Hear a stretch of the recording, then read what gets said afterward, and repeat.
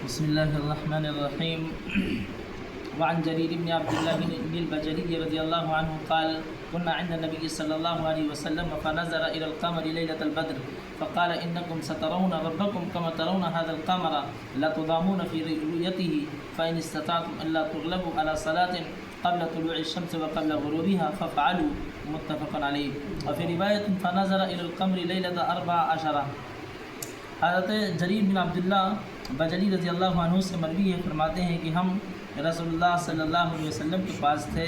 آپ نے 14ویں رات کے چاند کی طرف دیکھا اور فرمایا کہ تم اپنے رب کو قیامت کے دن اس طرح ہی دیکھو گے جیسے تم سب اس چاند کو دیکھ رہے ہو.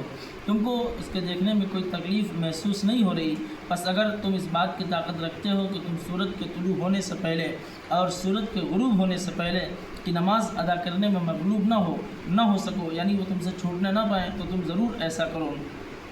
ایک اور روایت میں ہے کہ آپ صلی اللہ علیہ وسلم نے 14ویں رات کو چاند کی طرف دیکھا.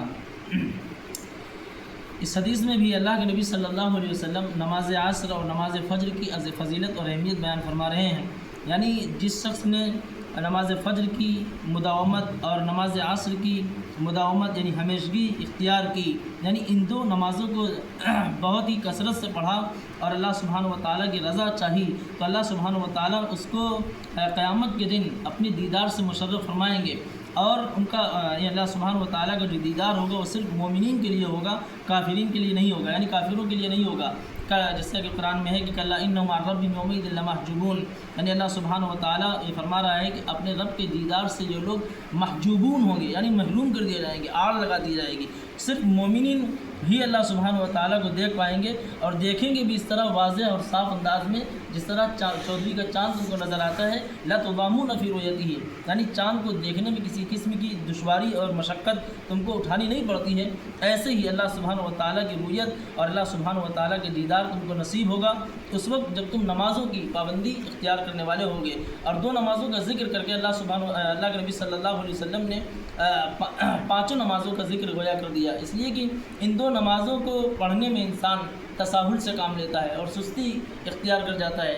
نیند کا غلبہ یا شیطان کے کچوکے اور بستر کی گرماہٹ اور نرمی نہیں چھوڑتا ہے. لیکن اللہ سبحانہ و تعالیٰ کے لیے نماز فجر پڑھنے کے لیے جب آتا ہے اور نماز عصر چونکہ کاروبار کی مشغولیت کا ٹائم ہوتا ہے اور اس وقت بھی اللہ سبحانہ و تعالیٰ کو وہ یاد کرتا ہے، تو اللہ سبحانہ و تعالیٰ اسے ایک انعام خاص سے نوازیں گے.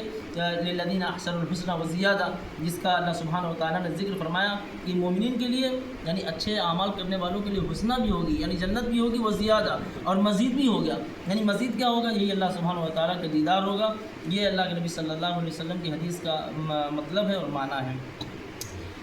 آج کا نواں مسئلہ یہ ہے نماز کے تعلق سے کہ اگر کوئی انسان تکبیر تحریمہ دل ہی میں کہہ لے یا تکبیر تحریمہ کو صحیح انداز سے نہ کہے تو کیا اس کی نماز ہوگی یا نہیں ہوگی. تو اس بارے میں صاف قول یہی ہے اور تمام علماء کا متفق علیہ فیصلہ ہے کہ اگر کوئی انسان تکبیر تحریمہ صحیح طور سے نہ ادا کرے، جیسے اللہ اکبر صحیح ہے، اب کوئی اللہ اکبر کہہ دے یا اللہ اکبر کہہ دے تو اس کی نماز درست نہیں ہوگی. اور دل میں نہ کہے بلکہ زبان سے کہنا بھی ضروری ہے. یہ بھی بہت سے لوگ دل ہی میں کہہ کے باندھ لیتے ہیں نیت، تو یہ طریقہ غلط ہے.